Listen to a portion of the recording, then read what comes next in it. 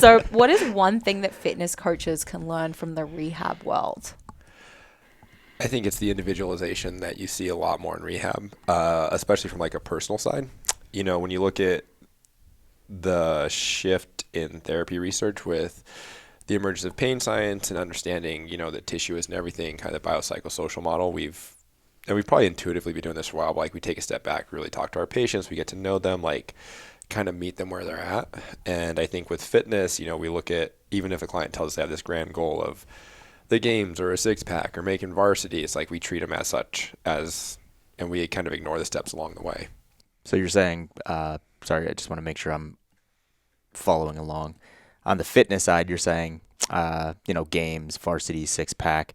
We're just saying, okay, you're that person that can be there. So I'm going to give you programming and I'm going to coach you like you're already there. Is that what you're saying? Yeah, both the coaching and then the mentality. I don't think we respect like the growth needed to get there. So It's like the lack of we don't do as good of a job of personal relationships and kind of like digging into the other side of things.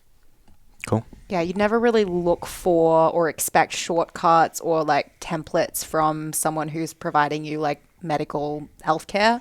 So why would you expect that from someone who's looking after your fitness? Yeah, it's like when you're in pain, it's like, okay, we'll break back, we'll figure it out because we have this speed bump, but it's like we just kind of, no matter what the issue, even though it's just as important as being in pain, even if like lack of success, we'll plow through it. Yeah. Let's go flip side. So the rehab world, what could they take from fitness coaches? Structure and periodization. That is super easy. That's we do a good job. I think we do a good job of assessment, maybe picking intervention, but we don't we'd probably do a really poor job of like, okay, we've been doing this for 2 weeks. What's the next logical step? We've been doing this for 6 weeks. What's the next logical step? And then something that I do a lot of is like ACL and like post-op. That's even like my knee scope was like super simple, but it was like a 4-month project.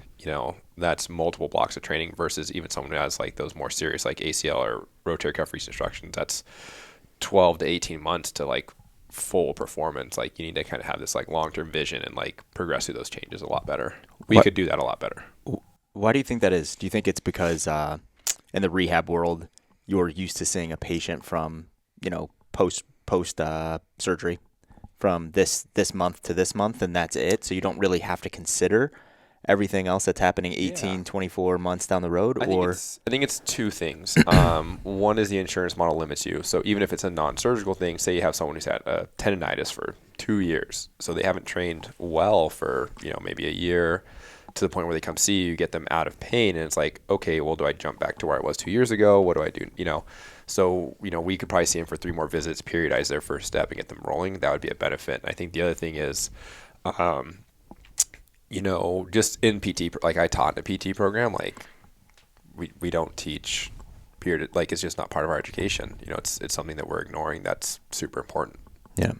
Gosh, not to stay on that. I just find that so interesting and intriguing because I think there's always a reason, right? I don't think like universities are like, well, fuck this thing. Like we don't think this is important, right? Like I don't think that's the case. Why isn't it taught? In your opinion, is it just a timing thing where it's like we just don't have the time and we have other curriculum? It's not tested on boards. It's not like when you look at progressing patients, it's like based on pain. It's not, again, it kind of goes back to like insurance models. It's like, so what we're looking for graduation or to prove they need more therapy, it's so short-sighted that, we cater to that. And then, I think you really have to specialize. Like you have to go into a really sports-minded either internship or clinical rotations or like do a residency. Like for me, like I kind of fell into it just because like I worked at a gym throughout graduate school and then like practiced in a gym. So it was like very normal in my mind to like apply that. And it wasn't until that I think I taught or like worked with some of my friends I graduated with on like sharing patients or whatever. I was like, you just been doing the same shit for 3 weeks, 5 weeks. Like just got to do something a little different, progressive to realize that this was such a big problem. There's got to be something to the fact that a lot of people aren't returning to performance and like sport. They're returning to sitting at their desk or on their couch as well. Absolutely. So, yeah, when you look at that, it's like we look at these standardized tests, which are great because like it lets you know like what's an expected level of capability. But the pool that we use to establish those is definitely not appropriate for the people that like come across my remote coaching desk or like roll into one of our OPEX gyms. Like, they'll get hurt and they'll max out this standardized test, but that's nowhere near their desired capability, right? So it's find the right practitioner who kind of speaks your language and, can meet you where you are. It's funny though. This will be my last point, then we can go to the next one. You said that the rehab world can learn from the fitness coaching world, periodization and how to progress things. But it's funny, I don't know if you guys have ever noticed this. I thought about this one example when you said that when fitness coaches try to dabble in the rehab world, right? Like think about like these, grandiose warm-ups that, fitness coaches spend all this time in research thinking about like, how do I get my client to do X, Y, or Z? Mm-hmm. And they'll give like, and I think we all know what that looks like, right? Like warm up, you're going to go 3 sets for quality. You're going to do this. You're going to crawl. You're going to do some nerve gliding. You're going to do this. You're going to do that. And then that coach just puts it in the client's program for 24 straight weeks. Same volume, same reps, no progression in mind. So it's interesting that you're saying that the rehab world should take that from coaches. But when coaches try to dabble in that rehab world, they don't follow what you're saying or what they're doing in like the A, B's, and C's in progression. No, I think that's hilarious because it's like you go through my programs. It'll usually be 3-week blocks of a specific corrective for that body part. So like if we do an upper-lower split, like I have a client, Devlin, right now. He's like, he got a crazy motorcycle wreck and wants to get back to running and lifting.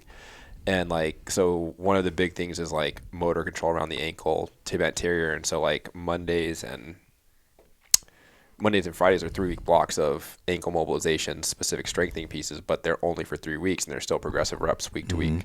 So yeah, it's funny. It's like you ignore those things. It's like you can still make, whether you want to call it corrective or rehab exercise, progressive and stepwise.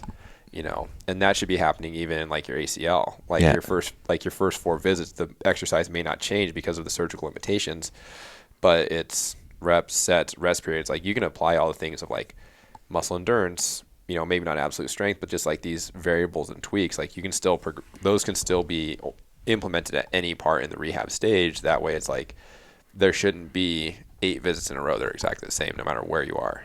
Yeah. So no matter what, rehab or in the gym and trying to get bigger biceps, there has to be some type of adaptation that has to occur.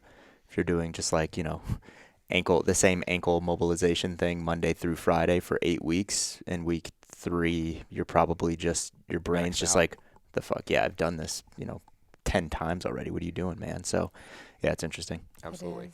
Let's go to sport performance Okay. and one thing that fitness coaches can learn from the sport performance side of things. It's funny because I thought about this, and then we had our conversation this morning. I would say it's the fitness coaches could learn from sports performance that we don't need absolute loading at the volume that we think we do, right? So things like sprinting can drive neural changes. Your athletes can perform really well and really highly without the absolute heavy loading all the time. And I think sports performance coaches kind of do it on accident because we're scared to hurt people, because these athletes, they don't get paid or they don't perform based off of a deadlift or a back squat. So, it's a little bit fear-based, but we do leave them a little bit fresher. And I think as fitness coaches, we could see that. And I think that in our company, like, it was definitely something that I've learned and do a much better job of now of like cyclical loading. Like Sam has tons of great examples, like masters athletes, I think that's something that I would like to see more in the fitness industry of understanding like, hey, if you have like this high training age or, you already have a good level of absolute strength, like we don't need to like do these super high CNS driven, high recovery activities all the time. Yeah. I think a lot of fitness coaches, they almost try to reach for things that they think will have carryover by accident, where sports performance coaches are, they should be fairly dialed in and letting the goal be the goal. Mm-hmm. You know what I'm saying? Like, you could have a fitness coach and they're working with someone. This is just because we had that quick conversation a couple of weeks ago. You have a fitness coach and they're working with someone that's getting ready to go in a marathon, not just like run it, but like they want to compete in a marathon, that fitness coach is probably going to, look at things like I need to improve the 1 rep max this and that, because it could have some carryover.